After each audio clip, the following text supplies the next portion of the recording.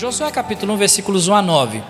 E sucedeu depois da morte de Moisés, servo do Senhor, que o Senhor falou a Josué, filho de Num, servo de Moisés, dizendo: Moisés, meu servo, é morto. Levanta-te, pois, agora, passa este Jordão, tu e todo este povo, à terra que eu dou aos filhos de Israel. Todo o lugar que pisar a planta do vosso pé, vou-lo tenho dado, como eu disse a Moisés. Desde o deserto e do Líbano até o grande rio, o rio Eufrates, toda a terra, heteus e até o grande mar, para o poente do sol, será o vosso termo. Comigo? Ninguém te poderá resistir todos os dias da tua vida. Como fui com Moisés, assim serei contigo. Não te deixarei, nem te desampararei. Esforça-te e tem bom ânimo, porque tu farás a este povo herdar a terra que jurei a seus pais lhes daria. Então somente esforça-te e tem muito bom ânimo, para teres o cuidado de fazer conforme toda a lei que meu servo Moisés te ordenou. Dela não te desvies nem para a direita, nem para a esquerda, para que prudentemente te conduzas por onde quer que andares. Não se aparte da tua boca o livro desta lei, antes medita nele dia e noite, para que tenhas cuidado de fazer conforme a tudo quanto nele está escrito, porque então farás prosperar o teu caminho e serás bem-sucedido. Não te mandei eu? Esforça-te e tem bom ânimo. Não temas nem te espantes, porque o Senhor teu Deus é contigo, por onde quer que andares. Amém? Texto maravilhoso, gosto muito desse texto, é um dos meus favoritos. Mas você vê que há algo acontecendo ali. Ele já começa dizendo que Deus diz a Josué: meu servo Moisés está morto. E agora aquela tarefa que havia sido dada para Moisés foi transferida para Josué. Foi transferida para Josué. E Josué, ele precisaria cumprir essa tarefa da melhor forma possível, da melhor forma como Deus havia lhe ordenado. Ou seja, o título hoje à noite é Esforça-te, esforça-te. Irmãos, em toda a meditação hoje à noite, eu quero frisar muito bem isso. Não estou falando de salvação, mas de vida cristã. A nossa salvação não depende nada do nosso esforço. Nós não temos que nos esforçar para ser salvos. Nós somos salvos unicamente pela fé, pela graça de Deus. Amém? Nós não nos esforçamos. Você não vem à igreja para ser salvo, você não ajuda o seu próximo, você não dá cesta básica, você não busca ter um bom caráter, você não distribui sopa aí para os pobres, nada disso para ser salvo. A salvação é unicamente pela fé no Senhor Jesus. Mas nós estamos falando de vida cristã, sobre ser bem-sucedido na vida cristã. A questão é a seguinte: qual é a maior barreira para que você e eu sejamos um sucesso? Você já parou para pensar sobre isso? Qual é a maior barreira para que você seja um sucesso? Qual é o maior empecilho, ou quem é o maior empecilho para que você e eu possamos ter vidas bem-sucedidas? Se você perguntar isso para algumas pessoas, eles vão dizer que é Satanás. Satanás é o empecilho para que eu tenha uma vida bem-sucedida diante de Deus. Para outras pessoas vão dizer que é a sociedade. Outras pessoas vão dizer que a sociedade é um empecilho para que nós sejamos bem-sucedidos. Outros vão dizer que são os familiares, porque são perseguidos, os familiares tentam desanimar e por aí vai. Outros vão dizer que o governo é aquele que nos impede de sermos bem-sucedidos, não é? Outros vão falar que é o mundo. O mundo me impede de ser bem-sucedido, porque o mundo está contra a vontade de Deus. Mas qual seria a resposta mais adequada para essa pergunta? Quem é o maior empecilho para que você sejamos bem-sucedidos na nossa vida cristã? Quer saber a resposta? Exatamente. Eu estou vendo, alguns estão fazendo assim, não? É isso aí mesmo. Quer saber a resposta? Quem é o maior empecilho para que você viva bem uma vida cristã diante de Deus? Olha no espelho. Se eu olhar no espelho, eu vou olhar e eu vou ver quem é o empecilho. Qual é o maior problema de eu não ter a vida cristã adequada? Porque João capítulo 10, versículo 10, o próprio Jesus Cristo, ele diz que o ladrão não vem senão a roubar, matar e a destruir. Mas Jesus disse o quê? Eu vim para que tenham vida e a tenham com abundância. E eu gosto sempre de citar esse texto e perguntar: por que muitos cristãos não vivem a vida abundante que Jesus veio para nos dar? Se fosse perguntado para você e para mim, se você me perguntasse e eu perguntasse para você, será que você e eu, nós vivemos uma vida abundante junto com Cristo? Ou será que a vida cristã é um fardo, é um peso, é um mar de tristezas, é um mar de decepções? Então é algo para se pensar. Muitos atribuem a falta de sucesso na vida, agora falando na vida social, né, à falta de sorte. Eu não tive sorte, nasci num lar simples ou num lar pobre, e aí então por causa da falta de sorte eu estou onde eu estou. Na vida social é assim, mas na vida cristã essa resposta, aliás, nem na vida social essa resposta cola, né? Não dá certo. E na vida cristã muito menos. Outros afirmam que a falta de sucesso é o resultado da falta de oportunidade. Mas será que é isso mesmo? Irmãos, o que nós precisamos entender é que tanto na vida social, na nossa vida secular, quanto na nossa vida cristã, para que nós sejamos um sucesso, é necessário esforço. É necessário esforço. Agora, por favor, não me entenda mal aqui nessa meditação, porque eu sei muito bem. O nosso Deus é aquele que faz a obra, não é? O nosso Deus é aquele que trabalha nas nossas vidas.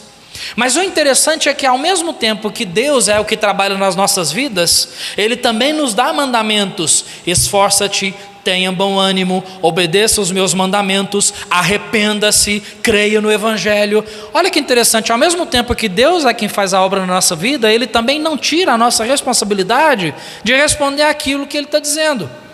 E da mesma forma na vida cristã, Deus é aquele que nos dá a vida cristã, Ele é o autor da vida. Nós estávamos mortos espiritualmente. Efésios capítulo 2, versículo 1 diz isso. Nós estávamos mortos, mas o Senhor nos vivificou. Então Ele é o autor da vida, é Ele quem dá a vida. Mas irmãos, na nossa vida cristã é necessário que haja um esforço para que nós possamos cumprir a vontade de Deus. É o Senhor quem nos ajuda, e vamos ver isso em Filipenses capítulo 2. É o Senhor quem nos ajuda a cumprir a sua vontade, Ele é que nos impulsiona para isso, mas nós também temos a nossa parcela de responsabilidade quanto a isso. Porque se não fosse assim, nós não teríamos mandamentos na palavra de Deus, como foi dado a Josué. Você viu ali, tanto no versículo 6, ele disse: esforça-te e tem bom ânimo. Versículo 7, Deus diz: esforça-te e tem muito bom ânimo. Não qualquer ânimo, mas muito bom ânimo. No versículo 9 ele diz: não te mandei eu, esforça-te e tem bom ânimo. O que nós vemos aqui é que para haver um sucesso na vida espiritual é necessário, para ter uma vida espiritual bem sucedida, é necessário ânimo, é necessário esforço, é necessário dar os passos para que isso venha a acontecer. Não, a nossa vida cristã não é como muitas pessoas costumam fazer, né? Eu não sei se você já notou, né? Mas às vezes é comum nós ouvirmos algo, por exemplo: irmãos, orem pelo meu crescimento espiritual. E é um pedido lícito, tá? Não me entenda mal. É um pedido lícito, é correto. Ore para o meu crescimento espiritual. Mas, amados, se aquela pessoa não buscar um relacionamento com Cristo, na palavra de Deus, na oração a Deus, que tipo de crescimento que ele está esperando então? Se é a própria palavra que dá crescimento. Consegue notar então? Deus dá o crescimento, mas Ele nos dá os recursos para que haja esse crescimento. Então consegue ver a reciprocidade aqui? Nós queremos o crescimento, Deus nos dá o crescimento através da palavra. Mas a palavra de Deus, ela não vai fazer muito efeito se ela ficar fechada. E como nós falamos na quarta-feira passada, né, a palavra não vai fazer efeito também se ela ficar aberta lá na estante, no Salmo 23 ou no Salmo 91. Não é verdade? Que efeito que vai fazer a palavra de Deus dessa forma? Aberta num salmo porque é um salmo bonito, ou acha que vai trazer sorte só porque está aberta ali? Não, é necessário abri-la. E para que nós possamos abrir a palavra de Deus e entender o que Deus deseja para nós, o Espírito Santo nos mostra isso através do nosso esforço em abrir a palavra, em dedicar tempo na palavra de Deus. Consegue ver então o quanto é um trabalho, é uma via de mão dupla? Então é necessário que haja um esforço da nossa parte. Se na nossa vida secular nós aprendemos isso, para uma pessoa fazer um curso superior e completar esse curso, ele precisa se esforçar. Para que uma pessoa possa aprender uma profissão, é necessário esforço. Para que uma pessoa possa aprender um instrumento musical, é necessário que haja esforço. Para você que trabalhou e recebe o seu salário durante o mês, é necessário que haja um esforço para você dedicar-se ao trabalho. Para mantermos a higiene pessoal é necessário esforço, verdade ou não é? É verdade. Nós precisamos de esforço, nos esforçar. Para você acordar, por exemplo, para você acordar hoje de manhã, se dirigir até a escola dominical, foi necessário esforço. Foi necessário esforço. Para você que trabalha a semana toda, é necessário esforço. E nós precisamos ser realistas, irmãos. O esforço, ele sempre vem acompanhado da alegria e do ânimo. Já pensou sobre isso? O esforço sempre vem acompanhado da alegria e do ânimo? Não. Quer uma prova disso? Talvez aconteça de vez em quando, mas normalmente quando você acorda para ir para o seu trabalho, acorda cedo, são todos os dias da semana, sempre que você acorda, cantarolando e assobiando, cedo pela manhã, dizendo: oh, que alegria, estou indo para o meu trabalho, que bênção, eu amo acordar cedo e ir para o meu trabalho. Nem sempre. No entanto, você faz isso. Por quê? Porque é necessário esforço. Então, se na nossa vida secular é assim, nós não podemos também discordar que na vida espiritual não seja necessário também uma parcela do nosso esforço. Quando nós olhamos no Antigo Testamento, o quanto Josué se destacou entre muitos servos de Deus por causa do seu esforço. O maior exemplo que nós temos disso, creio eu, está em Números capítulo 13. Em Números capítulo 13, Deus havia dado uma terra que mana leite e mel, uma terra especial para o povo de Israel. E aí então foram enviados 12 espiões ali para observar aquela maravilhosa terra. E quando eles olharam aquela terra que Deus já havia dado a eles, eles se depararam ali com gigantes na terra. Eles viram bons frutos, uma terra excelente, mas havia gigantes e eles teriam que lutar contra esses gigantes. Ou seja, era necessário esforço.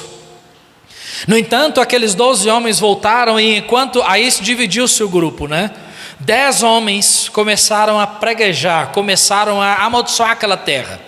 Olha, a terra é realmente boa, a terra é excelente, mas existem gigantes e eles vão nos matar, eles vão acabar conosco lá. E aí eles disseram e levaram todo o povo a entender que nós não podemos receber aquela terra, é impossível para nós. Mas aí então aparece Josué e Calebe, que estavam entre os 12. Josué e Calebe tentando levar o povo, dizendo para o povo que aquela terra é nossa, nós podemos, Deus nos deu, nós podemos lutar, nós podemos vencer, porque Deus nos deu. Então houve um esforço ali, para que aqueles 2 homens tentassem levar o povo a crer, a ter fé no Senhor, de que eles poderiam receber aquela terra. No entanto, 10 homens conseguiram fazer com que o povo duvidasse do poder de Deus. Por quê? Porque eles não queriam se esforçar para receber aquela terra. Nota, a terra já era deles. Deus poderia muito bem matar todos aqueles gigantes e colocar eles dentro daquela terra. Mas não, eles teriam que lutar. Mas quem quer lutar? Não é muito mais gostoso receber as coisas de mão beijada? Não é mais fácil? É muito mais fácil, muito mais conveniente. Então o problema é que eles queriam receber toda aquela imensidão de terra maravilhosa sem esforço nenhum. Sem esforço nenhum. Então a maioria das pessoas, enquanto a maioria estava vendo ali os obstáculos para serem abençoados com aquela terra, Josué e Calebe estavam vendo oportunidades para que Deus pudesse manifestar o seu poder. E aí então o resultado de tudo isso, resumindo bem a história, quem entrou naquela terra? Josué e Calebe e as suas famílias. E o todo o povo pereceram no deserto. Pereceram no deserto. Então, amados, a nossa vida cristã ela é caracterizada por duas coisas: o desejo de fazer, que é Deus quem nos dá, e o esforço de fazer, que depende de nós.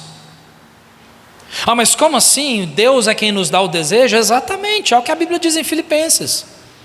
Filipenses capítulo 2, versículo 12, olha só o que diz ali, versículos 12 e 13. De sorte, meus amados, assim como sempre obedecestes, não só na minha presença, mas muito mais agora na minha ausência, assim também operai a vossa salvação com temor e tremor. Operai a vossa salvação, trabalhai com a vossa salvação, não para ser salvos, mas o que Paulo está querendo dizer aqui é colocar a salvação em prática, praticar, fazer obras, porque é isso que a salvação nos permite. Nós não tínhamos relacionamento com Deus, agora nós temos. Nós não fazíamos obras para Deus, agora fazemos. Então Paulo está dizendo, essa salvação que vocês já têm, desenvolvam ela, trabalhem para o Senhor, aproveitem que agora vocês são povo de Deus e trabalhem para Deus. Por quê? Versículo 13, porque Deus é o que opera em vós, tanto o querer como o efetuar, segundo a sua boa vontade. Quem coloca esse desejo em nós? Deus. Eu tinha esse desejo antes de Cristo? Não. Eu não tinha vida com Deus, eu não tinha desejo de servir a Deus. Agora eu tenho. Por que eu tenho? Porque agora eu sou uma nova criatura. Irmãos, eu sempre digo, por isso que eu tenho um problema muito grande diante da palavra de Deus, quando alguém chega e diz assim, olha, mas aquela pessoa ali, ela tem Jesus como Salvador, mas só não gosta de vir à igreja. Que Jesus é esse? Não, aquela pessoa, ela tem Jesus como Salvador, ela confessou a Jesus, pessoas usam ela, olha, ela aceitou a Jesus como Salvador, mas só não consegue vencer seus pecados. Isso é incoerente com a vida cristã, porque Deus não faz um trabalho pelas metades. A Bíblia diz que o Senhor, Ele começou uma boa obra em nós e Ele há de completá-la até o dia de Cristo. Ou seja, o Senhor, Ele sempre está trabalhando na nossa vida. A nossa vida espiritual, ela é progressiva, nós crescemos, a nossa santificação é assim. Já, assim que chegar dessas 2 semanas de supostamente descanso, né, pastor? Assim que chegar dessas 2 semanas, a gente vai começar a ver sobre santificação. E nós vamos entender sobre os 3 aspectos da santificação. A nossa santificação posicional, ou seja, nós somos chamados de santos agora. Você é um santo. Pastor, mas eu peco. Ok, mas a Bíblia diz que você é um santo, separado para Deus. Você pertence a Ele. A nossa santificação progressiva, que é aquela na qual Deus vem sempre trabalhando na nossa vida, a qual sempre estamos crescendo nela, sempre. E nós temos a santificação final, a santificação completa, onde nós estaremos no céu, ausente do pecado, ausente desse corpo pecaminoso. Mas irmãos, nós temos a nossa santificação progressiva e Deus sempre trabalha na nossa vida, sempre. E para que esse trabalho continue, o Senhor nos dá o desejo que nós temos porque somos de Cristo, e nós trabalhamos em cima desse desejo, cumprindo os mandamentos de Deus, obedecendo ao Senhor. Então, o que nós vemos nesse texto é que esforçar-se não é um convite, mas é uma ordem. Ele diz, esforça-te e tem bom ânimo. Quantos de nós não gostaríamos de ter sucesso na nossa vida pessoal, na nossa vida secular, na nossa vida social? Todos querem ter uma boa formação, uma boa profissão, um bom salário, uma promoção no trabalho e etc. Mas para isso é necessário esforço. Então nós precisamos reconhecer que na nossa vida espiritual também. Por isso nós temos práticas cristãs que precisamos obedecer. A oração, o jejum. Sabe, jejum? Sabe aquela prática tão esquecida do jejum? Parece que jejum hoje quase não se toca nesse assunto, quase não se fala em jejum, né? Mas está lá na Bíblia. Práticas cristãs, que se nós não dermos os passos necessários e cumprimos o desejo que Deus nos deu, nós não vamos praticar. Por isso nós temos os mandamentos. O erro está quando nós nos esforçamos nas coisas seculares da vida, sendo que a nossa prioridade não é esse mundo, a nossa prioridade é o mundo vindouro, a nossa prioridade não é esse mundo. Olha o que diz Colossenses 3, 1 e 2.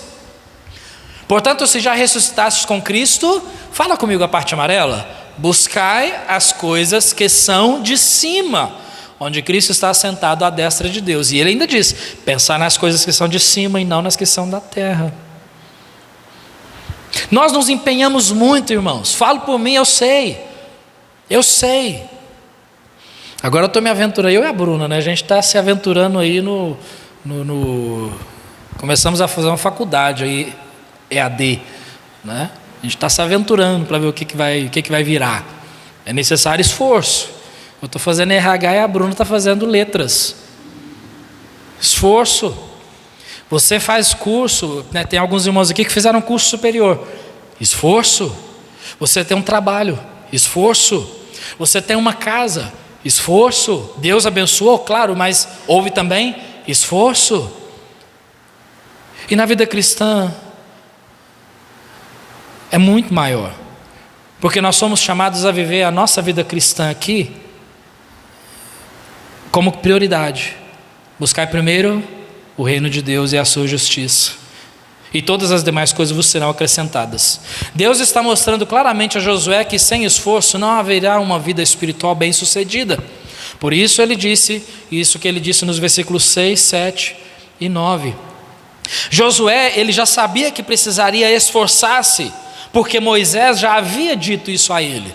Se você olhar a trajetória de Josué anteriormente, você vai ver que, olha lá o que diz em Deuteronômio 3, 28. Deus diz para Moisés, manda pois a Josué e anima-o e fortalece-o, porque ele passará diante deste povo e o fará possuir a terra que verás. Ou seja, Deus está dizendo para Moisés, Moisés, vai até Josué e anime-o, fortaleça-o, porque é ele que vai levar o meu povo, você não, ele vai levar o meu povo à terra que eu dei. Então Moisés, ele recebeu a incumbência de animar e de fortalecer Josué. Olha lá em Deuteronômio 31, 7, 8 e versículo 23. E chamou Moisés a Josué e lhe disse aos olhos de todo Israel, diante de todo o povo, o que Moisés disse: esforça-te e anima-te, porque com este povo entrarás na terra que o Senhor jurou a teus pais lhes dar, e tu os farás herdá-la. O Senhor, pois, é aquele que vai adiante de ti, ele será contigo, não te deixará nem te desamparará, não temas nem te espantes.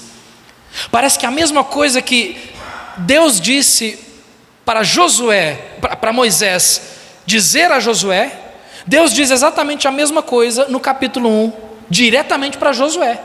Então Deus diz para Moisés, Moisés fortalece Josué e o anima, e agora aqui o texto começa dizendo, né, que Deus diz a Josué, meu servo Moisés está morto, mas você vai levar esse povo, e para que isso aconteça, você precisa se esforçar e se animar. Por isso, irmãos, que a nossa vida cristã é necessário sim um certo grau de esforço e de ânimo para cumprirmos os mandamentos de Deus, para buscarmos a Deus. E é aí que nós colocamos certos passos na nossa vida. Às vezes, principalmente na virada do ano, né, nós fazemos certas resoluções, não é verdade? Esse ano de 2024 eu quero orar mais. Quantos cristãos não fizeram essa resolução, não é? Esse ano de 2024 eu quero ler a Bíblia toda, porque em 2023 eu não li. Ou esse ano de 2024 eu quero ler a Bíblia toda novamente, assim como eu li em 2023. Esse ano de 2024 eu quero fazer isso, quero fazer aquilo. Mas irmãos, se nós não dermos o primeiro passo para que essas coisas aconteçam, sabe o que vai acontecer? Vai chegar dia 31 de dezembro de 2024, nós vamos olhar para trás e dizer assim, puxa vida, esse ano não mudou nada na minha vida, não aconteceu nada. Assim como eu falhei em 2023, falhei em 2024. Não li a Bíblia em 2023, não li em 2024. Não orei o quanto eu necessitava em 2023, também não orei em 2024. Não fui tão fiel a Deus em 2024, como eu não fui em 2023. E aí por aí vai, entra ano e sai ano, e a nossa vida não vai mudar nada. Não vai mudar nada. Então a questão aqui é que tudo o que Deus nos dá para fazer, isso nós vimos hoje de manhã, né, irmão?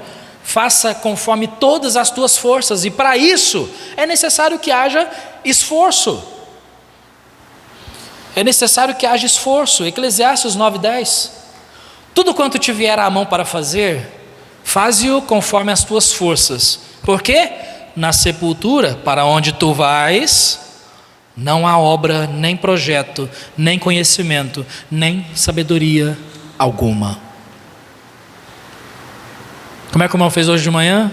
Na sepultura, ou seja, depois que nós passamos dessa vida, o que nós temos que entender é que o livro de Eclesiastes ele está escrito numa perspectiva debaixo do sol. Lembra disso? Debaixo do sol. Ou seja, aqui o pregador, o sábio, ele olhou para as coisas desse mundo e ele concluiu que tudo isso é vaidade. Vaidade. Tanto é que ele começa, vaidades de vaidades, diz o pregador. Tudo isso é vaidade. Por que vaidade? Porque a nossa vida aqui, ela é passageira, ela é um sopro. Quer queira ou quer não, quer falar na morte ou não, a realidade é que você e eu vamos passar dessa vida um dia. E o que nós vamos ter feito? Porque se não houver esforço, nós não vamos fazer. Então na sepultura, depois da morte, com relação a essa vida, não haverá mais nada. Nessa vida, nós partiremos para a eternidade. E eu espero, deixa eu abrir um parênteses aqui, eu espero do fundo do meu coração, eu espero ver cada pessoa aqui nessa noite, presente comigo na eternidade, junto com Jesus Cristo, amém? Porque não existe um lugar melhor. O outro lugar, o único outro lugar é o inferno. É o inferno. Mas Cristo pagou a sua dívida. Basta confiar nele. Então esse é o parênteses muito importante que eu precisava abrir aí. Então a questão é, para nós concluirmos, em que Josué deveria se esforçar? Em que ele deveria se esforçar?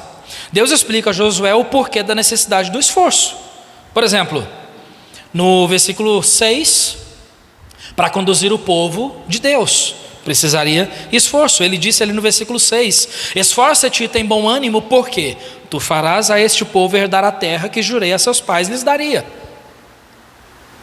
Deus está dizendo, Josué, se esforça, porque é você que vai levar esse povo. Josué estava herdando o povo que Deus havia dado a Moisés para conduzir. Mas Moisés está morto. Durante toda a trajetória do povo pelo deserto, presta atenção, Moisés caminhou e descobriu ali um povo rebelde, incrédulo, ingrato, um povo murmurador, chorão, um povo iracundo e desobediente. Que isso, pastor? Basta ler o Pentateuco que você vai descobrir isso. A gente não vai nem comentar aqui, né? Quantos episódios. Um povo que tirou Moisés do sério, apesar de a Bíblia mesmo afirmar que o Moisés era o homem mais manso que havia na face da terra no seu tempo, conforme Números capítulo 12, versículo 3. O homem mais manso do seu tempo foi tirado do sério por causa de um povo tão complicado. Se nós estivéssemos nesse episódio onde Deus transmite a responsabilidade de Moisés para Josué, para que ele conduza o povo, talvez muitas pessoas diriam assim, coitado desse Josué, tadinho, pegou um povo problemático. E realmente eram pecadores como nós somos. Irmãos, nós somos problemáticos. No entanto, por isso Deus diz, olha, Josué, esforça-te, esforça-te. Por que ele deveria se esforçar? Para obedecer à lei de Deus. Ele diz ali nos versículos 7 e 8, né? Tão somente esforça-te e tem muito bom ânimo, para teres o cuidado de fazer conforme a toda a lei que meu servo Moisés te ordenou. Dela não te desvies nem para a direita nem para a esquerda, para que prudentemente te conduzas por onde quer que andares. O resultado de obedecer à lei seria o quê? A prudência. Uma vida prudente. O versículo 8 diz, não se aparte da tua boca o livro desta lei, antes medita nele dia e noite, para que tenhas o cuidado de fazer conforme a tudo quanto nele está escrito, porque então o resultado de obedecer à lei do Senhor é: farás prosperar o teu caminho e serás bem-sucedido. Aqui está a verdadeira prosperidade e sucesso na vida cristã. O mundo vê sucesso com outros olhos, né? O sucesso está aqui. Uma vida bem-sucedida, uma vida prudente, uma vida próspera diante dos homens da sociedade? Não, diante de Deus.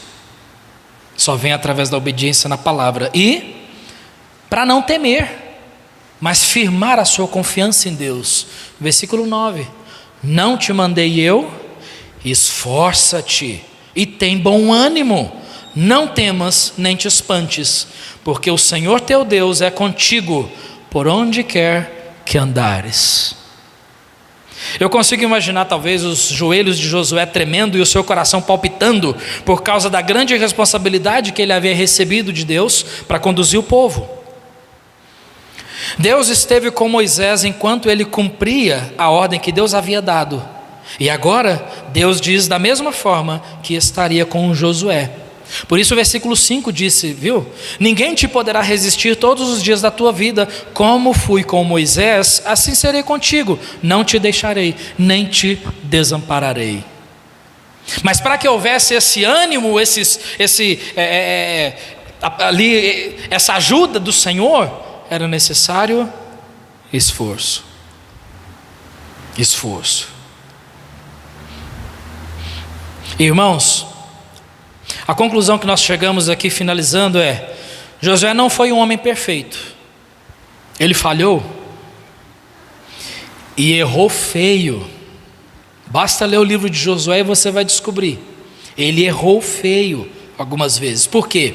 Porque ele era um ser humano como nós. Então, mas o que fez de Josué um grande servo de Deus e um grande líder foi o seu compromisso em esforçar-se para ser o melhor servo de Deus do seu tempo. E o melhor disso, ele não estava sozinho, mas ele conduziu a sua família consigo. Ele conduziu a sua família a servir ao Senhor também. Como que nós vemos isso? Porque ele diz. Olha como é que o livro de Josué termina a trajetória dele. Josué diz: agora pois, temei ao Senhor e serve-o com sinceridade e com verdade, e deitai fora os deuses aos quais serviram vossos pais, além do rio e do Egito, e servi ao Senhor.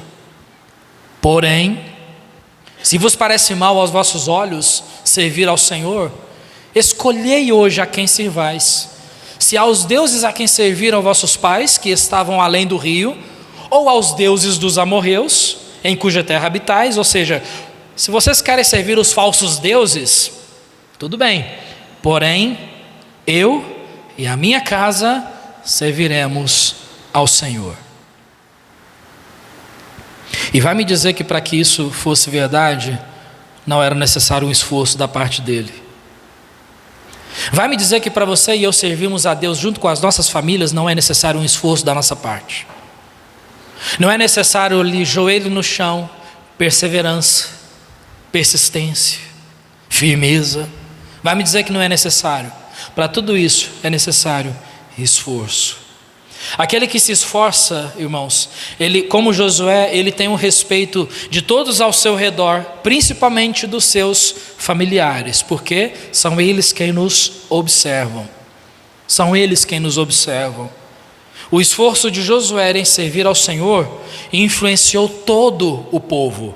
Para finalizar, no versículo 31, o texto finaliza, o livro de Josué finaliza assim: serviu, pois, Israel ao Senhor. Todo o povo de Israel serviu ao Senhor todos os dias de Josué e todos os dias dos anciãos que ainda sobreviveram muito tempo depois de Josué e que sabiam todas as obras que o Senhor tinha feito a Israel. Josué trouxe a sua família para servir ao Senhor. Ele determinou que serviriam ao Senhor, custe o que custar. Mas não só isso, mas ele também influenciou todo o povo. E o texto diz que todos os dias de Josué, Israel serviu ao Senhor. E depois que Josué morreu, os anciãos, ou seja, os líderes do povo que sobreviveram depois de Josué, muito tempo depois, continuaram servindo ao Senhor. Sabe o que aconteceu depois? Depois do livro de Josué, nós temos qual livro na Bíblia? Juízes. No livro de Juízes, o quadro vira. Aquele povo que estava servindo a Deus pela influência de Josué, já passou. Ali no livro de Juízes, do começo ao fim, o que nós encontramos é um povo rebelde, que deixou de servir a Deus e que estavam fazendo tudo conforme parecia bem aos seus próprios olhos. Olha que trágico, isso é trágico. Então, amados, finalizando aqui, o nosso esforço nas coisas de Deus tem sido um testemunho para muitas pessoas, mas será que realmente há um esforço da nossa parte, como deveria? Como é a nossa dedicação nas coisas referentes ao reino de Deus, à igreja, aos irmãos, às almas perdidas? Existe uma dedicação da nossa parte? Existe um esforço? Será que estamos nos esforçando muito mais pelas coisas passageiras e transitórias deste mundo do que pelas coisas que permanecerão eternamente? Quando as pessoas olham para mim, eles podem dizer: ali está um servo de Deus esforçado. Caso não, é necessário que nós nos esforcemos ainda mais. Deus faz a obra em nós, Deus transforma a nossa vida, e nós respondemos de volta como?